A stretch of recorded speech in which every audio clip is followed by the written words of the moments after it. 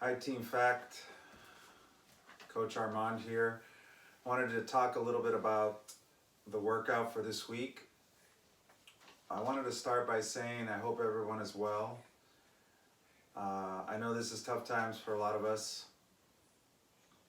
and what we're going through in this pandemic cycle. It's adversity and we will get through it. Just like you guys have always have with your training and how you've always been able to do that with your races. I want to thank the people that I've talked with over the past week about suggestions and changes or things we can do during this cycle in helping me. I'm the type of coach that I feel close with my athletes in a way where we can bounce ideas off of each other. As I coach a new person and get to know a new person, I'm learning at the same time. I don't want to be that type of coach that has a blanket approach for everybody that comes my way. So I've been able to do this for many years, and I think it's helped me develop athletes to be the best athlete they can be. And I think that kind of back and forth communication, now that we can't do in person, I'm hoping that with these videos you can contact me and have discussions about how it's going for you, how the specific training is going for you, and maybe suggestions that will help you and give me ideas that will help the whole group. As a team, it's easier to do things together, but then when we're not together, how those things can be utilized to help each individual when they're on their own. Motivation is possibly the biggest one. Is how do we stay motivated when we're not together in that group dynamic? I know a lot of you have heard me say time and time again, the most important part of our group is our group dynamic. It's what gives us the strength to continue on. Brothers and sisters in pain. These are the things that drive us as social beings. But it's not the only thing. Internal motivation as endurance athletes is so important. It's probably one of the most beneficial assets or traits in a champion, is the ability to motivate yourself when there's no one else around, when the goal is not in sight. It's so far away. You're far away from the start line and you're so far away from the finish line. So motivation comes in different forms. And at this time in the pandemic cycle, I know it is so difficult. I know it is, but it's not impossible. It's not impossible. I want you to not beat yourself up when it doesn't happen the way it's planned to happen. These workouts and the ideas that we have are not chiseled in stone. It's a constant, ever-changing trait that we'll all have to work on. We work on it every day of our lives, with our families, with our loved ones, our work environment, everything that we do. Motivation is a part of it. It's what gets us up every day to start the new day. And it's a big part of us.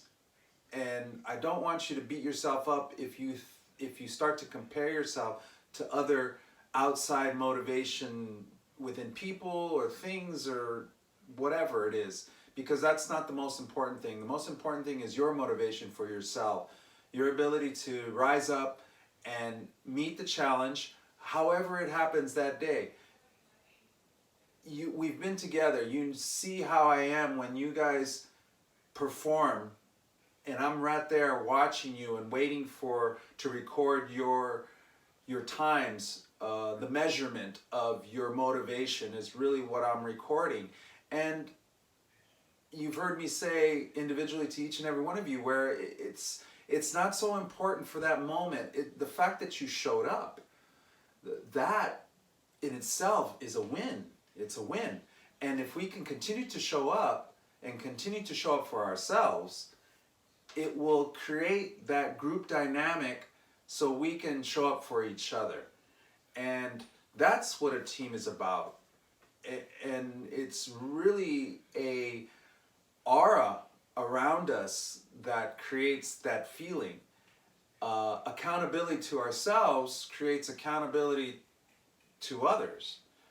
In doing the same thing, like-minded people, we are an eclectic group, but we come together under one umbrella, and that's running. And we use that tool not only for our own performances and our own joy and our own love, but to have it also transfer into other parts of our lives.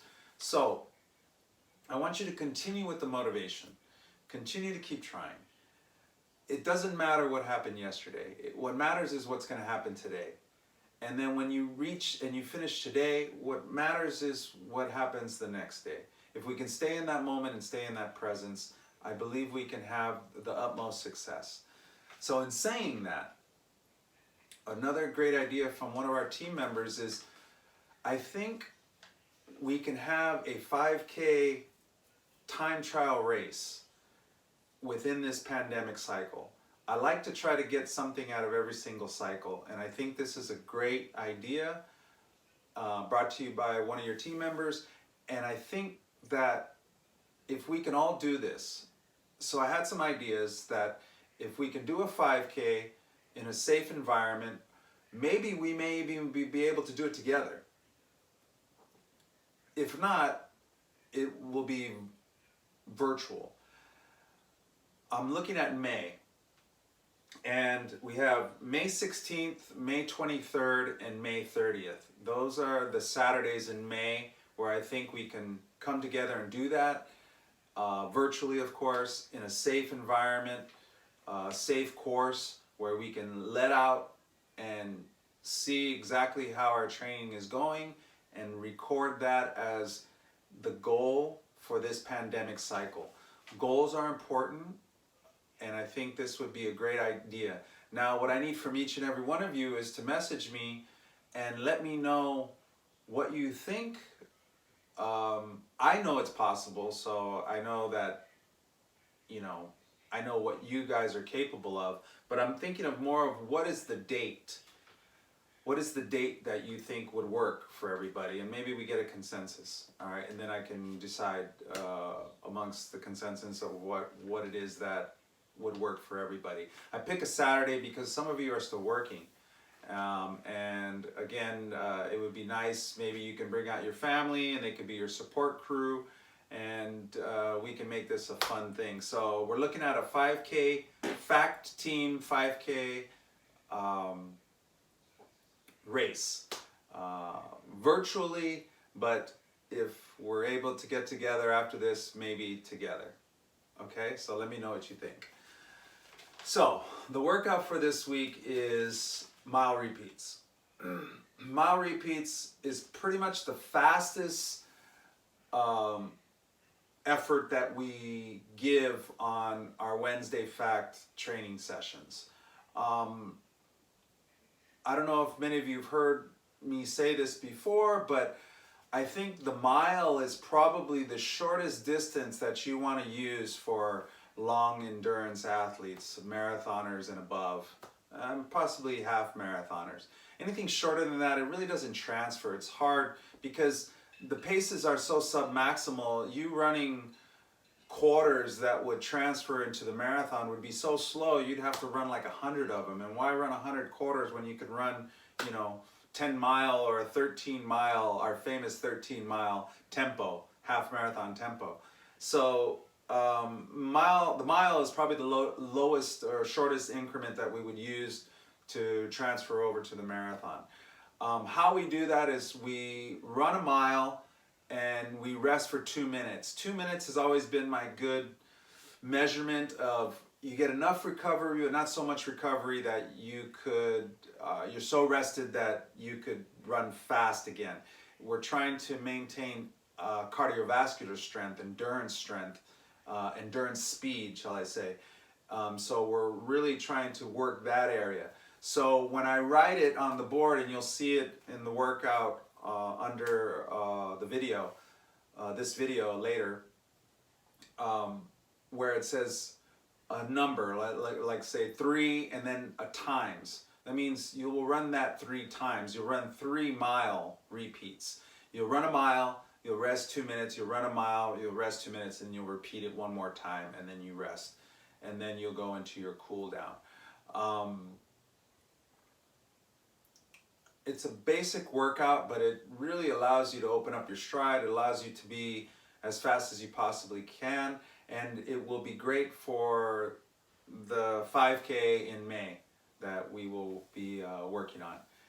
And I just had a thought that maybe I will even try to join in on that 5K and see where I'm at in my training. That would be actually an interesting thing. Okay, I'll put it out there. I will join you guys, since I may not be there to watch you, so I'll have the opportunity to do it myself. And I think that would be great that we can do this as a group. So I'm thinking if I have anything else to say about the 5K. No, more so about the workout. Again, pretty basic, the mile repeats. We usually do that around our flattest part of the course, where we go up along the side of the stadium and then loop back onto the big loop, and then come back around onto the soccer field loop, and then up to the finish. That was our mile repeat course. Let's try to find some open space where you can run a mile. You can measure off a mile that's safe, that no one's coming at you through crosswalks or anything like that. So think about that. You have some time to think about what that course might look like, where that course might be, where it's safe, and it goes with the social distancing part of what we're in right here in LA County. That's pretty much all I wanted to say about the workout. And again, I miss you guys, and it's been great to see some of you, and I would hope to hear from all of you. If you could get a hold of some of your teammates, like maybe Philip Ho and Dave Tanasaki, and some of the other ones that I haven't heard from, and just look out for them. I'll be reaching out to them and see if they're doing okay, and each and every one of you are doing okay. Checking in every once in a while is a good thing, and this is my way of checking in with you. And I hope you enjoy the rest of your week, and we keep staying positive in this time.